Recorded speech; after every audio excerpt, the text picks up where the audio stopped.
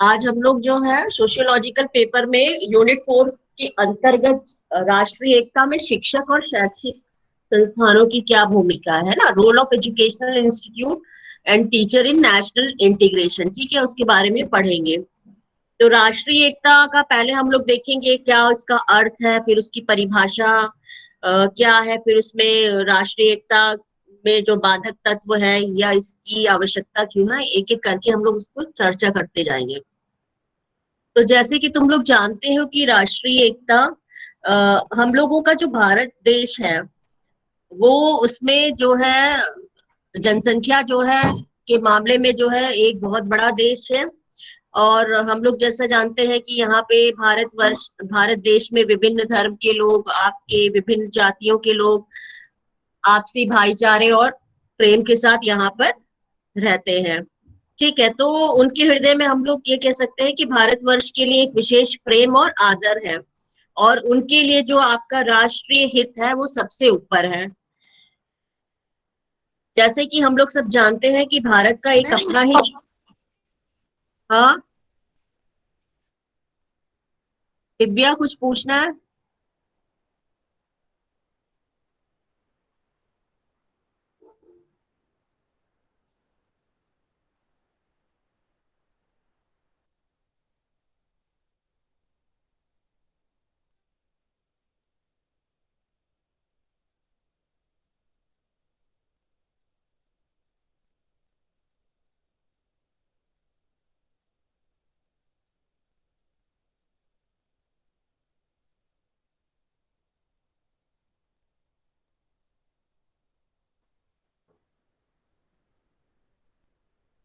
जैसे कि हम लोग जानते हैं कि भारत का अपना एक प्राचीन इतिहास है ना, बहुत ही गौरवशाली इतिहास रहा है।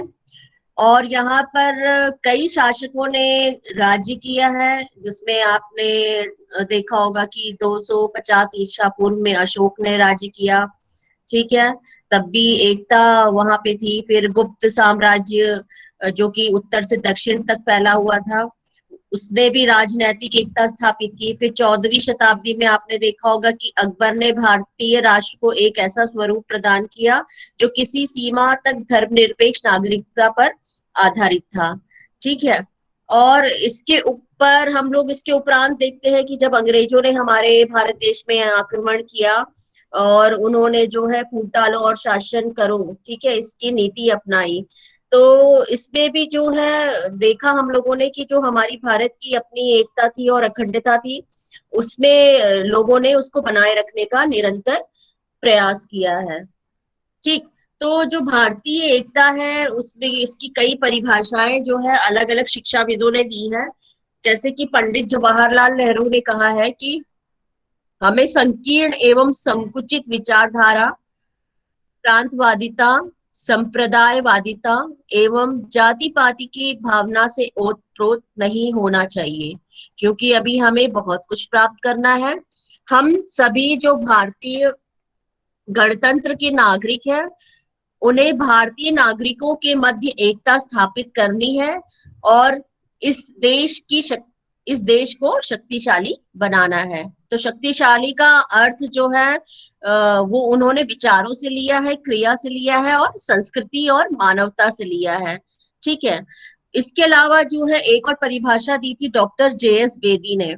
उन्होंने कहा था कि राष्ट्रीय एकता का अर्थ है देश के विभिन्न राज्यों में व्यक्तियों की आर्थिक, सामाजिक और सांस्कृतिक तथा भाषा विषयक विभिन्नताओं को वांछनीय सीमा के अंतर्गत रखना और उनमें भारत की एकता का समावेश करना। तो ये दो परिभाषाएं हो गई राष्ट्रीय एकता के बारे में। अब हम लोग देखेंगे कि जो राष्ट्रीय एकता है उसकी आवश्यकता क्यों पड़ी।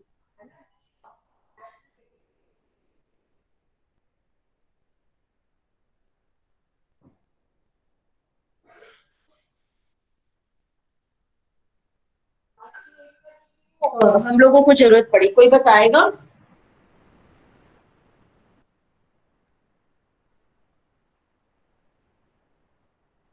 आखिर राष्ट्रीय एकता की जो है हमारे भारतवर्ष में राष्ट्रीय एकता की आवश्यकता क्यों पड़ी? मैम, हाँ बताओ अल्ताफ। मैम, क्योंकि जब देश आजाद हुआ था तो भाषा के आधार पर, जाति के आधार पर लोगों ने बांटना शुरू कर दिया था। हाँ पहले ही राज्य बंटने लगे थे भाषा के आधार पर। हाँ हाँ बिल्कुल सही। तो हम लोग ये कह सकते हैं कि जो हमारा देश है, क्योंकि विभिन्नताओं का देश है ना, यहाँ पे हम लोग देखते हैं कि बहुत अलग अलग जाति के लोग रहते हैं, अलग अलग धर्म के लोग रहते हैं, अलग अलग भाषा के लोग रहते हैं। फिर उनकी संस्कृति भी ये अलग है। कोई अपनी संस्कृति को छोड़ना नहीं चाहता, है ना, सब अपनी संस्कृति से जो है प्यार करते हैं, है ना। उनका जो है अपनी संस्कृति के प्रति असीम मोह होता है। पर जो इसमें जो है भाषाई विभिन्नता, फिर आपकी धार्मिक विभिन्नता, फिर सांस्कृतिक जो विभिन्नता पाई जाती है, इसके कारण हम लोग देखते हैं कि दंगे भी बीच बीच में होते रहते हैं, आपस में लोग जो है लड़ाई झगड़े भी करते रहते हैं। तो अगर लड़ाई झगड़ा होगा तो वो जो देश का विकास है वो कैसे हो पाएगा। ठीक है। देश की शांति जो है वो बरकरार नहीं रह पाएगी, फिर एकता के लिए भी ये उचित नहीं है। ठीक है।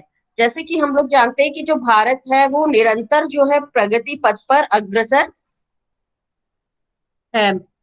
ठीक है, वो हम लोग देख रहे हैं कि हमारे भारत ने भी बहुत तरक्की की है। और अब हमारे लिए ये जरूरी हो जाता है कि हम अपने देश में शांति कैसे बनाए रखें, फिर एकता कैसे बनाए रखें। ठीक है। अगर जब तक शांति और एकता नहीं रहेगी तो हम अपने देश का विकास नहीं कर पाएंगे। क्योंकि प्राचीन समय भी हम लोग देख रहे हैं कि प्राचीन समय से हम लोग लड़ते आ रहे हैं, जिसका फायदा जो है विदेशियों ने उठाया है और हमारे देश का शोषण करके उसको लूटा भी है। वर्तमान समय में हम लोग ये कह सकते हैं कि आतंकवाद है, आपका नक्सलवाद है, इससे भी हम लोग प्रभावित हैं। ठीक है। और कुछ आतंकवादी लोग जो अल्पसंख्यकों में जो है घृणा के बीज बो रहे हैं और आपस में ही वो अल्पसंख्यक वर्गों को लड़ा रहे हैं ताकि उनका फायदा हो सके। इसलिए ये जरूरी हो जाता है कि देश जो है आपसी सहयोग और एकता इसमें बनी रहे, उसकी भावना विकसित हो। इसलिए हम कह सकते हैं कि जो है हम भारत एक जो है विशाल, क्योंकि लोकतांत्रिक देश है, नागरिकों में संविधान के प्रति जो है प्रेम होना चाहिए, फिर हर जाति धर्म के लोगों के बीच में जो है भाईचारे की भावना होनी चाहिए, फिर आप का आपस में सभी के साथ सहयोग होना चाहिए, आपकी अपनी राष्ट्रीय संस्कृति है, आपकी भाषा है, आप इन सबका जो है सम्मान करेंगे। तो जब हम लोग आपस में एक दूसरे का सम्मान करेंगे तो जो बाहरी शक्ति है वो हमारा कुछ भी नहीं बिगाड़ पाएंगे। ठीक है। तो जो विश्व भाईचारा है वो देश की अखंडता या एकता का एक मूल आधार और उद्देश्य होता है। इसलिए ये कह सकते हैं कि राष्ट्रीय एकता की हमें जरूरत पड़ी है। ठीक। अब नेक्स्ट जो है हम लोग देखते हैं कि राष्ट्रीय एकता में बाधक तत्व कौन से हैं। ऐसे ढेर सारे फैक्टर्स हैं जो कि हमारे नेशनल इंटीग्रेशन को प्रभावित करते हैं। तो एक एक करके हम लोग पहले डिस्कस करते हैं। सबसे पहला जो फैक्टर है, आप लोग लिखते जाइए, वो है सांप्रदायिकता। ठीक है। सांप्रदायिकता यानी क्या होता है कि जैसे कि हम लोग जानते हैं कि भारत में जो है अलग अलग धर्मों को मानने वाले लोग रहते हैं, जैसे हिंदू है, मुस्लिम है, सिख है, ईसाई है, फिर आपके बौद्ध धर्म हो गया, जैन धर्म हो गया, पारसी हो गया। ठीक है। और ये धर्म तो मानते ही हैं, पर इसमें धर्म में भी अलग अलग संप्रदाय बटे हुए हैं। ठीक है। जैसे हिंदुओं में जो है सवर्ण है और हरिजन, ठीक है, ये आपस में दुश्मन बने हुए हैं। इसके अलावा सांप्रदायिक हम लोग देखते हैं कि जहाँ पे सांप्रदायिक संप्रदाय अलग अलग हो जाते हैं वहां पे दंगे भी होते ही रहते हैं, जिससे कि हमारी जो है भारी जनधन की हानि होती रहती है। तो संप्रदाय की आड़ में अनेक भारतीय राष्ट्र विरोधी गतिविधियों में लिप्त रहते हैं, और जितने भी संप्रदाय हैं वो अपने आप को ऊंचा समझते हैं और दूसरे संप्रदाय को नीचा दिखाने के लिए लगे रहते हैं। तो जिससे क्या होता है, उनमें जो है आपराधिक प्रवृत्तियों का जन्म होता है, जिसके परिणाम हम आम जनता को भुगतने पड़ते हैं। ठीक है। जैसे सांप्रदायिकता के नाम पे जो है राम जन्मभूमि की लड़ाई हो गई, ठीक है, या गुजरात के दंगे हो गए, तो इनसे कोई फायदा नहीं हुआ, देश की हानि हुई है। ठीक है। तो सबसे पहला जो कारण है, जो बाधक तत्व है राष्ट्रीय एकता को बनाए रखने में, है वो है सांप्रदायिकता। ठीक। दूसरा हम लोग देखते हैं जो बाधक तत्व तत्व है वो है प्रांतवाद। प्रांतवाद जैसे कि भारत में जो है प्रांतीयतावाद जो है, एक तरह से हम लोग इसको गंभीर समस्या मान सकते हैं, क्योंकि अलग अलग राज्यों के लोग आपस में भी यही प्रांतों के नाम से लड़ते रहते हैं। वो लोग जो है एक दूसरे के प्रांतों से घृणा करते हैं या उनको जो है नीचा दिखाने की कोशिश करते हैं। ठीक है। तो कई ऐसे प्रांत हैं जो कि अभी भी सेंट्रल केंद्र से टकराने को तैयार रहते हैं, और जो कई प्रांतों के बीच में जो है सीमा विवाद भी चल रहा है, जिसके चलते जो है आपस में ये लोग लड़ते रहते हैं। तो हम लोग देख रहे हैं कि कई राज्यों के टुकड़े हो गए ना, जैसे तेलंगाना, ठीक है आपका, फिर एमपी के भी दो टुकड़े हो गए हैं, बिहार के हो गए हैं, फिर आपका मध्य प्रदेश का हो गया है, उत्तर प्रदेश के जो पूर्वी उत्तर प्रदेश के कई राज्य हैं, ठीक है, उनके भी टुकड़े हो गए हैं। वहां पे जो भी नक्सलवादी है या माओवादी जो आंदोलन है वो जो है आतंक से प्रभावित है। तो ये सब जो आतंक हम लोगों के अंदर जो विकसित हुआ है वो प्रांतीयतावाद के कारण ही उत्पन्न हुआ है। तो ये हम कह सकते हैं कि जो है प्रांतवाद भी जो है एक गंभीर समस्या है राष्ट्रीय एकता को बनाए रखने में। ठीक है। तीसरा जो बाधक तत्व है वो है आपका भाषीय विभिन्नता, यानी लिंग्विस्टिक डाइवर्सिटी। लिंग्विस्टिक डाइवर्सिटी जैसे कि नाम ही बता रहा है कि हमारे भारत देश में विभिन्न भाषा भाषी के लोग रहते हैं। ठीक है। भाषाओं में विभिन्नता जो है वो राष्ट्रीय एकता में एक बड़ा बाधक तत्व है। स्वतंत्रता के बाद भी जो है भाषीय आधार पे हम लोग कहते हैं, हम लोगों ने राष्ट्रों का गठन किया है ना, जैसे कि आंध्र प्रदेश में तेलुगु है ना राज्य। ठीक है। तो जिस कारण जो है हम आज भी जो हिंदी को जो है राष्ट्रभाषा का हम लोग दर्जा नहीं दे पाए हैं, क्योंकि आपस में ही जैसे तमिलनाडु हो गया, आंध्र प्रदेश हो गया, पंजाब, असम जो है, इन लोगों ने विरोध किया कि जो हिंदी को राष्ट्रभाषा ना घोषित किया जाए। तो ये कह सकते हैं कि भारत में जो भाषा का विवाद जो है अभी तक बना है, पर ये अभी जरूरी है कि किसी एक भाषा को राष्ट्रभाषा के रूप में निर्धारित किया जाए। ठीक है। इसके अलावा जो बाधक तत्व है वो है जातीयता, यानी कास्टिज्म। जैसे कि हम लोग जानते हैं कि भारत में अलग अलग जाति के लोग रहते हैं। ठीक है। और वो लोग भी जो है अपनी जाति को एक दूसरे दूसरे की जाति से अधिक श्रेष्ठ समझते हैं। एक ही धर्म के लोग जाति के नाम पर एक दूसरे से बैर रखते हैं। तो ये जातीयता जो है ये भी एक बाधक तत्व है। और हम लोग जातीयता अक्सर देखते हैं वोटिंग है ना, जब राजनीतिक दल चुनाव लड़ता है तो जातिगत मुद्दों को ही वो जो है उठाकर आम जनता को जो है बेवकूफ बनाता है और जातिवाद जो है उत्पन्न करता है। ठीक है। तो राष्ट्र के जितने भी नागरिक हैं वो जातिवाद को अगर भूलकर राष्ट्रहित के नाम पर एक साथ खड़े हो जाए तो एक तरह से हम लोग राष्ट्रीय एकता स्थापित कर सकते हैं। ठीक है। फिर पांचवा आपका है सांस्कृतिक विभिन्नता, यानी कि कल्चरल डाइवर्सिटी। ये भी एक बाधक तत्व है, क्योंकि हम लोग जानते हैं कि भारत जो है इसमें अनेक संस्कृतियों के लोग निवास करते हैं, और इनकी संस्कृति भी एक दूसरे से भिन्न होती है, जो कि हमारे देश की एकता को प्रभावित करती है, क्योंकि हम अपनी संस्कृति को महत्वपूर्ण मानते हैं और दूसरे की संस्कृति को हम लोग सम्मान नहीं करते हैं। तो हमें ये चाहिए कि हम जितने भी संस्कृतियां हैं आपके भारत देश में उनके मध्य हम लोग समन्वय को स्थापित करें और राष्ट्रीय एकता को हम लोग बल प्रदान करें। ठीक है। इसके बाद जो है एक और बाधक तत्व है वो सामाजिक आर्थिक स्तर, यानी कि सोशियो इकोनॉमिक स्टेटस। जैसे कि भारत में जो सामाजिक स्तर है उसमें भी विभिन्नता पाई जाती है। कुछ लोग अमीर है तो बहुत अमीर है, कुछ लोग गरीब है तो बहुत ही गरीब है, यानी कि बिलो पॉवर्टी लाइन में जो है रहने वाले जो लोग हैं, हर साल अगर उनकी सूची निकाली जाए तो भारत सरकार हर साल लाखों जो है नए बीपीएल धारक हम लोगों को मिलते हैं। और ऐसे कई राज्य हैं जैसे बिहार है, उड़ीसा है, इनमें तो गरीबी जो है या उनकी जो स्थिति है लोगों की वो बहुत खराब है। यहाँ पे जो है इन लोगों को भुखमरी है या एक एक दाने को इन लोगों को तरसना पड़ता है, और जितनी भी सरकार ने योजनाएं चलाई है वो उन तक पहुंची नहीं पाते हैं। तो ऐसे में क्या होता है कि वो लोग भूख के मारे या बीमारी से दम तोड़ देते हैं। तो ऐसे में लोगों को क्या है, राष्ट्रीय एकता के बारे में सोचना चाहिए। आपको हड़ताल बंद कर देना चाहिए, तालाबंदी, मजदूरों और मालिकों का जो संघर्ष है, जो कि समाज में तनाव पैदा करता है, उसको खत्म कर देना चाहिए। तो ये कह सकते हैं कि सोशियो इकोनॉमिक स्टेटस भी एक जो है हमारा ऑब्स्टिकल है नेशनल इंटीग्रेशन के लिए। फिर नेक्स्ट आपका है भ्रष्टाचार यानी करप्शन। तो भारत में हम लोग देख रहे हैं कि भ्रष्टाचार जो चार है उसकी समस्या बहुत ही विकट है। भ्रष्टाचार में जो है हमारे इंडिया का तीसरा स्थान है, ठीक है, जो कि बहुत ही घोर चिंता का विषय है। यहाँ पे लोग जो है राष्ट्र हित को भूल कर अपने स्वयं के फायदे में लगे रहते हैं। जैसे हम देखते हैं कि प्रतियोगी परीक्षाएं होती है ना, तो उसमें भी भ्रष्टाचार देखने को मिलता है, भाई भतीजावाद देखने को मिलता है। नौकरी के लिए योग्यता के स्थान पे आपके पास अगर सिफारिश है और अगर आपके पास धन है तो आपको नौकरी मिल जाती है। तो ये जो भ्रष्टाचार है वो जो है आपकी जो प्रजातंत्र है उसकी जड़ों को खोखला कर रहा है।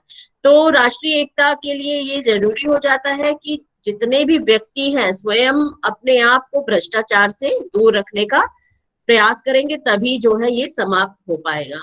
ठीक है। एक और जो ऑब्स्टिकल है नेशनल इंटीग्रेशन में वो है राजनीतिक दलों की समस्या, प्रॉब्लम ऑफ पॉलिटिकल पार्टीज। जैसे कि प्रजातंत्र के निर्माण में राजनीतिक दलों जो भी प्रजातंत्र का निर्माण है वो राजनीतिक दलों के माध्यम से किया जाता है। और प्रजातंत्र में विभिन्न राजनीतिक दलों का होना स्वाभाविक है, परंतु ये भी जरूरी है कि राष्ट्रीय एकता की भावना को ध्यान में रखते हुए जितने भी राजनीतिक दल हैं उनके जो भी कर्तव्य है वो उसको उस कर्तव्य को निभाए। ठीक है। पर हम लोग देखते हैं कि जो हमारा भारत देश है यहाँ पे कई प्रांत में बटा हुआ है, क्षेत्रीयता है, क्षेत्रीयवाद है, जातिगत विभिन्नता है, भाषागत विभिन्नता है, जिसके नाम पे ये लोग राजनीति करते रहते हैं। तो जो राजनीतिक दल है वो जनता को क्या कर रहा है, एक तरह से भटका रहा है या भ्रमित कर रहा है और अपना मतलब निकाल रहा है, क्योंकि उसको सत्ता सुख प्राप्त करना है तो वो आपस में एक दूसरे को लड़ाना चाहता है। चाहे वो पंचायत स्तर की राजनीति हो या राष्ट्रीय स्तर की राजनीति हो, जिससे जो है राष्ट्रीय एकता को खतरा उत्पन्न हो गया है।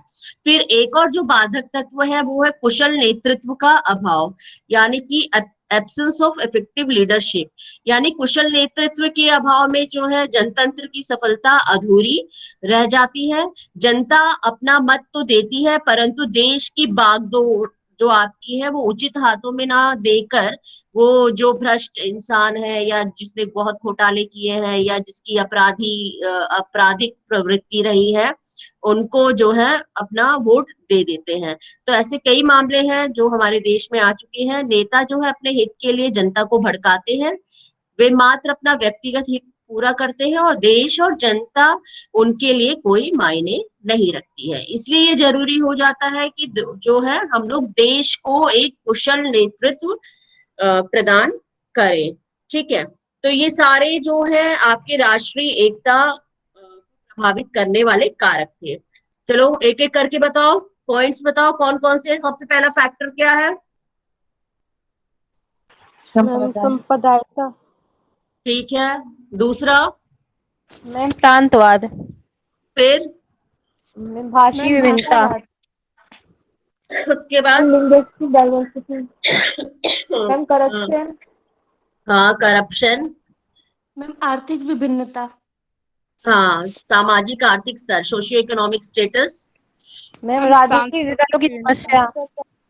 हाँ राजनीतिक दलों की समस्या। और सांस्कृतिक विभिन्नता। सांस्कृतिक विभिन्नता। मैम जातीयता और कुशल नेतृत्व का अभाव। हाँ तो ठीक है, ये हमेशा पूछा जाता है कि obstacles in terms of national integration 4 marks के लिए, तो आप लोग बिल्कुल तैयार कर लीजिएगा। ठीक है। अब नेक्स्ट जो हम लोग देख रहे हैं कि राष्ट्रीय एकता की बाधाओं को दूर करने के उपाय, suggestions to remove the obstacles of national integration. ठीक है। तो इसमें अलग अलग लोगों ने अलग अलग सुझाव दिए हैं। सबसे पहला जो है सुझाव दिया है इंदिरा गांधी राष्ट्रीय एकता समिति। ठीक है, हेडिंग डाल लो इंदिरा गांधी राष्ट्रीय एकता समिति, ये 1961 में बना था। ठीक है, जैसे कि नाम ही बता रहा है इंदिरा गांधी राष्ट्रीय एकता समिति, तो ये कांग्रेस के द्वारा गठित की गई समिति थी।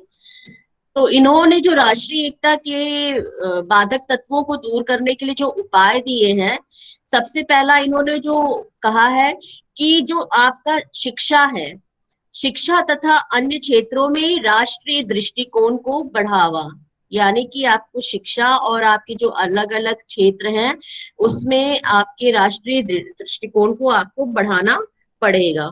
इसके बाद जो विघटनकारी प्रवृत्तियां हैं जो चली आ रही हैं उस पर अंकुश लगाया जाए। फिर जो भी सरकारी नौकरी दी जा रही है उसमें जाति के नाम से या धर्म के नाम से उसमें रोक लगाया जाए। फिर अल्पसंख्यक जो हमारे देश में लोग हैं उनके लिए अवसरों में वृद्धि की जाए। फिर जो पिछड़े वर्ग के व्यक्ति हैं उनको भी विकास के अवसर दिए जाए। सभी के साथ आपको समान व्यवहार करना है और व्यक्ति और सुरक्षा संपत्ति की सुरक्षा की गारंटी आपको देनी है। तो ये इंदिरा गांधी जो राष्ट्रीय एकता समिति ने अपने सुझाव दिए थे। फिर दूसरा एक जो सुझाव दिया गया था वो है मुख्यमंत्री के सम्मेलन 1961।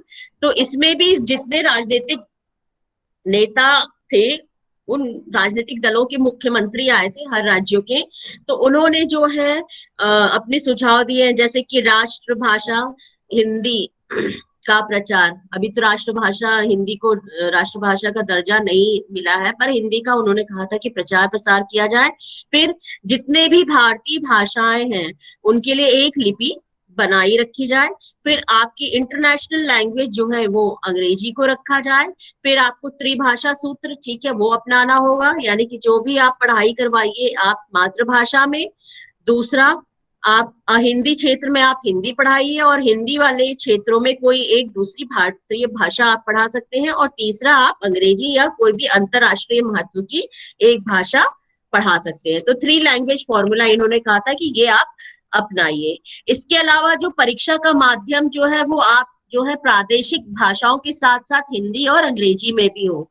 ठीक है, तो आप जो क्वेश्चन पेपर बनाएंगे या परीक्षा का जो मीडियम ऑफ आंसर आप लिखेंगे तो वो आप अपने रीजनल लैंग्वेज में भी लिख सकते हैं, हिंदी में भी लिख सकते हैं या अंग्रेजी में। ठीक है, इसके अलावा उन्होंने ये सुझाव दिया था कि जो विश्वविद्यालय शिक्षा का माध्यम जो है वो अंग्रेजी अथवा हिंदी हो और भविष्य में केवल हिंदी ही हो। ठीक है, और शिक्षा के सुधार के लिए राष्ट्रीय एकता में सहायक जो है आप पाठ्य पुस्तकों का निर्माण करिए। फिर विघटनकारी जो भी तत्व है उनको उसका अंत करिए। ठीक है, तीसरा जो सुझाव था वो था राष्ट्रीय एकता समिति 1967 में बनी थी। इन्होंने भी जो है राष्ट्रीय एकता के बाधक तत्वों को दूर करने के लिए अपने सुझाव दिए थे। पहला जो सुझाव था राष्ट्रीय एकता कमेटी 1967 ने दिया था, वो कहा था कि सांप्रदायिकता का अंत हो जाना चाहिए। उपद्रव मचाने वाले जितने सेना संगठन है, जैसे आपकी शिवसेना है, तमिल सेना है, नाग सेना है, इन पर प्रतिबंध लगा देना चाहिए। फिर भाषा विवाद का कोई ना कोई आपको हल निकालना चाहिए और शिक्षा में सुधार करना चाहिए। ठीक है, इसके अलावा राष्ट्रीय एकता के लिए शिक्षा के उद्देश्य भी आपका पूरा एक जैसा होना चाहिए, कि यानी कि हर विद्यार्थी को जो है आप भूगोल पढ़ाइए, इतिहास पढ़ाइए, जिससे जो है बालक जो है अपनी जन्मभूमि पर गर्व कर सकेगा। ठीक है, यानी अपने देश का आप परिचय दीजिए। फिर राष्ट्रीय एकता के लिए जितने समस्त जातियां हैं या संप्रदाय हैं और राज्यों में जो मैल पैदा करने वाली शिक्षा है उसको प्रोत्साहन नहीं देना चाहिए। ठीक है, और राष्ट्रीय एकता को इस तरह आप जो है बरकरार रख सकेंगे। तो ये आपका हो गया कि राष्ट्रीय एकता की बाधाओं को दूर करने के उपाय। अब हम लोग देखते हैं कि राष्ट्रीय एकता के लिए हम लोग क्या क्या शैक्षिक कार्यक्रम चला सकते हैं। तो शैक्षिक कार्यक्रमों को हम लोग 3 भागों में डिवाइड करेंगे, एक प्राथमिक स्तर पे, एक सेकेंडरी और एक आप यूनिवर्सिटी लेवल पे। तो प्राइमरी स्टेज पे क्या होगा, जैसे प्राथमिक स्तर है उसमें जो है बालकों को आपके राष्ट्रीय झंडा, फिर राष्ट्रगान, राष्ट्रीय प्रतीक जो है, आपका राष्ट्रीय फूल है, राष्ट्रीय पक्षी है, इन सब का आप लोग ज्ञान कराइए। ठीक है, प्राथमिक स्तर पर। इसके अलावा आपके देश में जितने भी राष्ट्रीय पर्व मनाए जा रहे हैं उसके बारे में आप बच्चों को बताइए। फिर भारतीय जितने भी धर्म है, ठीक है, उसके बारे में आप बताइए। फिर आपके देशभक्ति गान की शिक्षा आप दीजिए। फिर राष्ट्र के जितने भी महापुरुष हैं या संत हैं उनके बारे में आप बताइए। फिर आप बाल दिवस बना सकते हैं, टीचर्स डे बना सकते हैं, ठीक है। और ऐसे ढेर सारे महान व्यक्ति हैं जिनका जो है हम लोग बर्थडे सेलिब्रेट कर सकते हैं। फिर आप करिकुलम में लोकगीत और लोक नृत्य को फिर आप अनिवार्य कर सकते हैं। फिर बालकों को देश के विभिन्न क्षेत्रों की आप कहानियां सुना सकते हैं, उनको जो है इतिहास पढ़ा सकते हैं, मानवीय भूगोल पढ़ा सकते हैं, ठीक है। ये सारा कुछ आप प्राथमिक स्तर पर कर सकते हैं। फिर इसके बाद जो है माध्यमिक स्तर पे क्या कर सकते हैं, जैसे कि छात्रों को देश के सामाजिक व सांस्कृतिक इतिहास का हम लोग ज्ञान करा सकते हैं। फिर छात्रों को जो आपकी प्रांतीय भाषाएं हैं या संस्कृतियां हैं जो विभिन्न, उससे आप परिचित करा सकते हैं। फिर भारत में जितने भी प्राचीन भारतीय धर्म है और संस्कृति की शिक्षा दे सकते हैं। फिर राष्ट्रीय चेतना का विकास आप कर सकते हैं। फिर भारत की जो आर्थिक विकास की आप जानकारी दे सकते हैं। फिर देशभक्तों और महापुरुषों की आप जीवनी से उन लोगों को परिचित करा सकते हैं। फिर आप जो है राष्ट्रीय व भावात्मक एकता के इम्पोर्टेंस का आप उन लोगों को ज्ञान करवा सकते हैं। फिर राष्ट्रीय एकता पर हम लोग नेताओं का भी वहां पे स्कूल में स्पीच करवा सकते हैं, या वाद विवाद जैसी प्रतियोगिताएं या सेमिनार है ना, वर्कशॉप, ये सब कंडक्ट करा सकते हैं। अब हम लोग हायर लेवल पे यूनिवर्सिटी स्टेज पे अगर बात करें तो यूनिवर्सिटी लेवल पे हम लोग छात्रों को विभिन्न धर्मों, संस्कृतियों, भाषाओं का हम लोग तुलनात्मक अध्ययन हम लोग उनके अवसर प्रदान कर सकते हैं। फिर हम लोग हायर एजुकेशन लेवल पे हम लोग जो है एलिक्यूशन, वाद विवाद है ना, सेमिनार, इनका आयोजन करा सकते हैं। फिर यूथ फेस्टिवल, युवा उत्सवों का हम लोग आयोजन करा सकते हैं। फिर विभिन्न राष्ट्रीय जो भी पर्व हैं, ठीक है, उसमें हम लोग एक्टिव पार्टिसिपेशन कर सकते हैं। फिर हम लोग अंतर प्रांतीय खेलकूद प्रतियोगिता, ठीक है, उसको हम लोग आयोजित कर सकते हैं। फिर एनएसएस वगैरह जो है ये एक्टिविटीज हम लोग करवा सकते हैं। फिर जो भी आपका सामाजिक कार्य है उसमें हम लोग बढ़ चढ़कर हिस्सा ले सकते हैं। फिर देश की जितनी भी भाषा है उसके साहित्य, ठीक है, उसको हम लोग पढ़ा सकते हैं, या उसका हम लोग ट्रांसलेशन जो है अलग अलग भाषाओं में करवा सकते हैं। और जो है सद्भावना और संस्कृति की हम लोग शिक्षा दे सकते हैं, ठीक है। ये तो हो गया आपके इंस्टीट्यूशनल या एजुकेशनल प्रोग्राम्स जो है हम लोग जो चला सकते हैं प्राथमिक, माध्यमिक और यूनिवर्सिटी लेवल पे। अब हम लोग देखते हैं कि जो राष्ट्रीय एकता है उसको प्राप्त करने में शैक्षिक संस्थानों की क्या भूमिका होगी, यानी कि role of educational institutions in achieving national integration. तो राष्ट्रीय एकता को प्राप्त करने में जो शैक्षिक जो संस्थान है उसकी क्या भूमिका होगी। जैसे कि विद्यालयों में अगर आपको एडमिशन लेना है तो ये नहीं देखना है कि वो बालक किस जाति का है, किस धर्म का है, तो यानी बिना किसी जातिगत या धार्मिक भेदभाव के जो है आप उसका विद्यालय में प्रवेश करिए, ठीक है। और जो आपके शैक्षिक संस्था है उसका वातावरण ऐसा होना चाहिए कि सभी लोगों को लगे कि हम लोग एक समान है, ठीक है, सबको समानता और स्वतंत्रता का आभास हो। इसलिए हम लोग देखते हैं कि एजुकेशनल इंस्टीट्यूट, स्कूल्स वगैरह में जो यूनिफॉर्म, यानी कि उन लोगों को यूनिफॉर्म दिया जाता है कि सब में एक जैसी भावना विकसित हो पाए। फिर जो आपके छात्र हैं, छात्रों और अध्यापकों का आदान प्रदान विभिन्न क्षेत्रों में स्थापित जो है संस्थाओं से किया जाएगा, यानी कि अलग अलग क्षेत्रों में जो है आप टीचर्स और स्टूडेंट्स का जो है आदान प्रदान भी कर सकते हैं, यानी कुछ विद्यार्थी दूसरे इंस्टीट्यूट में भेज सकते हैं, फिर वहां के विद्यार्थी दूसरे संस्था में भेज सकते हैं, मतलब टीचरों को भी, ठीक है। फिर एक निश्चित संख्या में किसी भी क्षेत्र की शिक्षण संस्था में विद्यार्थी उस क्षेत्र के अतिरिक्त दूसरे क्षेत्र से लिए जाए, जैसे कि नवोदय विद्यालय में किया जा रहा है ना, वहां पे जो है अपने उनके क्षेत्र के अलावा जो है दूसरे क्षेत्रों से भी वहां पे लोगों को एडमिशन दिया जाता है। फिर जो शिक्षकों की नियुक्ति जो की जाती है वो डिग्री इत्यादि की उपलब्धि आदि पर ना होकर उसके संवेगात्मक बुद्धि और सामाजिक बुद्धि के आधार पर की जाए। फिर कोई भी अगर प्राइवेट स्कूल अगर चल रहा है तो उसमें शिक्षक जो है एक ही धर्म और एक जाति का ना हो। अल्पसंख्यकों के विद्यालयों में भी दूसरे धर्मों के शिक्षकों को नियुक्त किया जाए, है ना। जितने भी माइनॉरिटी स्कूल चल रहे हैं आपके, है ना, सिख या जैन समुदाय या आपके मुस्लिम वर्ग में, तो जरूरी नहीं है कि वो उन्हीं के धर्म का हो या जाति का हो, आप दूसरे धर्म के और जाति के लोगों को भी वहां पे मौका दे सकते हैं। फिर किसी भी विद्यालय में किसी भी धर्म की शिक्षा उन विद्यार्थियों के लिए आवश्यक की जाए जो इस प्रकार की शिक्षा नहीं चाहते हैं। ठीक है, तो ये जो है हम लोगों ने देखा कि राष्ट्रीय एकता को प्राप्त करने में शैक्षिक संस्थानों की क्या भूमिका होनी चाहिए।